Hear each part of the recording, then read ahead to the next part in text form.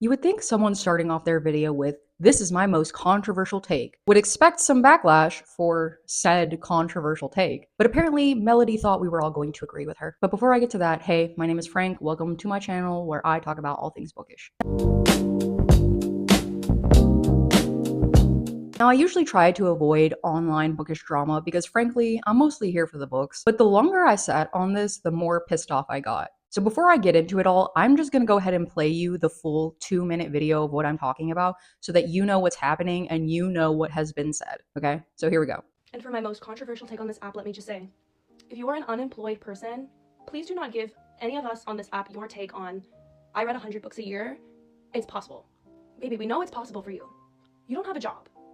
You don't clock in. Now, that being said, can an unemployed person and an employed person read 100 books? Yes. I'm not saying if you read 100 books, you're unemployed. That's not what I'm saying. What I'm saying is that if you know that you're unemployed and you read 100 books, maybe don't come on here telling other people, well, maybe if you just put down your phone, like you could read 100 books too. You could just do it by like getting off your phone and like spending less screen time. Baby, you're not clocking in ever. You don't clock in, period. Don't tell someone else that they can read the same amount of books as you if they like got off their phone. Like, I don't know. And I think it's when people don't preface their videos by saying, I read 130 books this year. By the way, I don't have a job.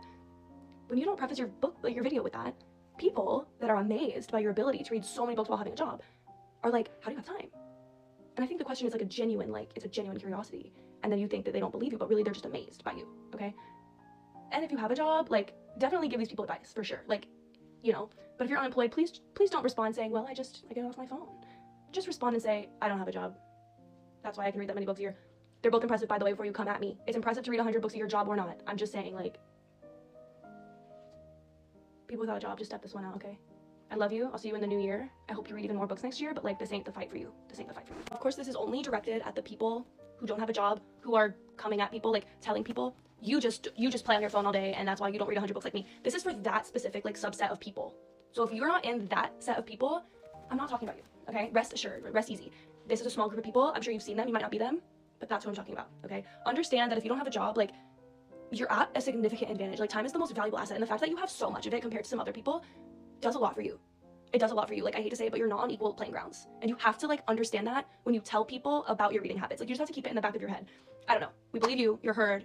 Reading 100 books a year is possible. I'm out. So she starts off her video by saying this is her most controversial take. But then she tries to walk it back by giving about 500 different disclaimers about the very specific subset of group of people that she's talking about. So let me see if I have this correct.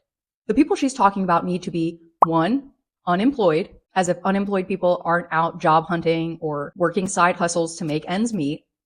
2, sit around all day doing nothing but read. See how we're still not factoring in filling out job applications, editing resumes, taking care of familial responsibilities, or mental health? Right. 3, getting up on the internet to give unsolicited advice about how to read more books. Okay, so I think I got it right. These are the 3 things that need to be met according to Melody. So my question is, who is she talking to? Who is she talking to? As far as I'm concerned, this is not a real problem. She's just talking to talk. Like, who meets this criteria? Now, at first, I thought this was just a rage bait video, and I was content to make my silly little TikTok making fun of it and move on. But then I saw that she was doubling down in the comments and alluding to the idea that people who disagree with her are stupid. And that's when I realized I needed to open the library because it seems like it's time for a read. Before I do that, I just want to bring up something that I noticed throughout the comment section about the people who were agreeing with her. I'm going to give everyone watching this video 3 seconds to take a guess. You ready? Okay, go ahead and leave your guess down in the comments. If you guessed that the majority of them looked like me, you would be correct. Almost everyone agreeing with her in the comments was white. Now that's important because we're going to talk about the position of privilege that one needs to come from in order to have a bullshit take like this. Now, my favorite part about this was that when she doubled down in the comments, she was basically assuming that everyone was either bean souping her or that they just didn't bother to watch the full video. Well, I did. And I still think it's one of the dumbest things I've heard in a while. She seems like the type of person to blame everyone and everything else for why she is unable to read 100 books a year. And this is coming from someone who has not read 100 books a year, not even close, not even half. Okay, and I still think that her take was bullshit. I wonder if she's ever considered that if she spends more time reading and less time making bullshit ass TikTok videos, that she might actually be able to reach that 100 book a year goal. Now, this video popped up on my For You page, and it is essentially this creator kind of breaking down why Melody's take was classist and ableist. I'm just going to insert a quick clip, but of course I do have everything linked down in the description if you do want to go check out these videos for yourself. So here. I've said before that most book talk hot takes are actually just some form of bigotry repackaged as opinions, and I genuinely think that deep insecurity is one of the most dangerous things, because if you open up the comments of any of these videos of people crying and complaining about the 100 books a year, you are guaranteed to find some form of classism, ableism, and misogyny in the comments. So let's just use this video as an example. You have OP herself saying that unemployed people should not give tips on reading. You have the people in the comments saying that if people are reading a lot, it must be audiobooks and those don't count. And then you have the people saying that people only read a lot because they read romance, whereas they read real genres like boy fantasy and sci-fi. I think it is so dangerous to, again, have almost 60,000 followers and to make a video that is uninformed and invalidating about unemployed readers while we are in the middle of one of the biggest unemployment crises in American history. Her controversial opinion fails to consider the emotional and mental toll that unemployment can take on a person. It fails to consider the amount of time that unemployed people put into job hunting, into resume prepping, and to making cover letters every single day. And it fails to consider the objective difficulty in buying books and being a reader with someone who does not have an income. Now, Melody would rather say that everyone is bean souping her instead of just acknowledging that what she said was dog shit. The whole point that she was trying to make, and she said this and she doubled down about it in the comments, was that unemployed people should not give advice about how to reach a certain reading goal because they are unemployed and have more time than employed people. Other people rightfully pointed out that she has some weird, fallible understanding of what unemployment actually is and what unemployed people do with their time. This take just came off as someone who has never been unemployed in their life, and they should consider that a privilege. If you somehow think that someone who doesn't know how they're going to pay their bills, where their next meal is coming from, and how they're going to make ends meet is somehow luxuriously lounging around and reading books all day, then you have a seriously flawed misunderstanding of what unemployment actually is. She made the declaration that unemployed people should not give advice about how to read a lot of books. She is operating under the premise that unemployed people somehow have all this free time on their hands. She made an incorrect assumption about unemployment, and people are rightfully eating her the fuck up. It's not bean soup.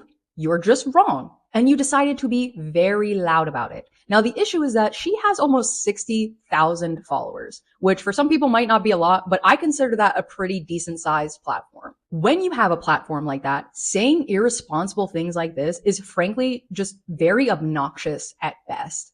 To imply that people are too stupid to understand what you're talking about instead of recognizing that you're too stupid to understand what you actually said is almost like tragically hilarious. Now on to my final point. Even if we were operating under the assumption that unemployed people who have all this time on their hands do nothing but stay at home and read all day and are out here giving advice on the internet about how to do that, which, like I mentioned in the beginning of the video, is probably a really high number of people. Like, I'm talking about the millions, if not billions. To suggest that their advice is unhelpful or incorrect or off base is ignorant. If you're so confident that they would be wrong to tell you to put your phone down so that you can read more books, then go ahead and show us what your screen time looks like. I bet you won't. I don't blame you, girl. My screen time is pretty atrocious too. Okay. But I'm also not out here talking about people reading books and what they should and should not be doing. So to then suggest that unemployed people should preface or disclose in every video what their employment status is in order to be taken seriously or not by the viewer is absolutely absurd. That's weird behavior, girl. Like, where did you get that? How did that even pop into your head? Why do you feel so entitled to know that about somebody? To discount what an unemployed person has to say about their reading goals and their reading abilities simply because they're unemployed is loser behavior. The funniest part is that she said it herself in the beginning of the video that this was her most controversial take, and then she was like taken aback when people actually disagreed with her. And then she somehow felt confident in saying or alluding to the fact that people who disagreed with her are stupid, which is again, loser behavior. The issue is that she was coming to this discussion from a very misinformed and ignorant understanding of unemployment and unemployed people's lives, and felt very confident saying something that she doesn't know anything about.